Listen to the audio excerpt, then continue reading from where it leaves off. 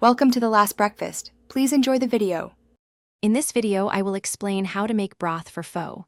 First, let's prepare our bones. You'll want to use about 4 to 5 pounds of beef bones, like knuckle or marrow bones. Rinse them well under cold water to remove any bits. Then, blanch them in boiling water for about 10 to 15 minutes. This step is crucial for a clear broth. After blanching, discard that water and give the bones another good rinse. This ensures a clean foundation for your delicious pho broth. Next, we'll prepare our aromatic spices. Gather about 3 to 4 star anise pods, 4 to 5 cloves, and a 2-inch cinnamon stick.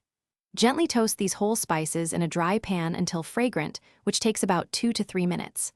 For the aromatics, char 1 large onion and a 3-inch piece of ginger directly over a flame or under your broiler until slightly blackened.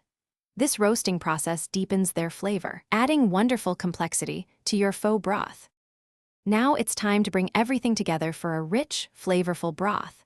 Place your blanched bones, roasted spices, and charred aromatics into a very large stock pot. Add about 6 to 8 quarts of cold water, ensuring all ingredients are fully submerged. Bring it to a gentle simmer, never a rolling boil, and cook for at least 6 to 8 hours. Remember to skim off any foam or impurities that rise to the surface during the first few hours for a perfectly clear broth. Finally, let's finish our pho broth. Once the simmering is complete, carefully strain the broth through a fine mesh sieve, discarding all the bones and solids. You should have about 4 to 5 quarts of beautiful, clear broth. Now, it's time to season. Add about 1/4 cup of good quality fish sauce, 1 tablespoon of rock sugar, and a pinch of salt. Taste and adjust as needed, aiming for that perfect balance of savory, sweet, and umami. Your homemade pho broth is now ready.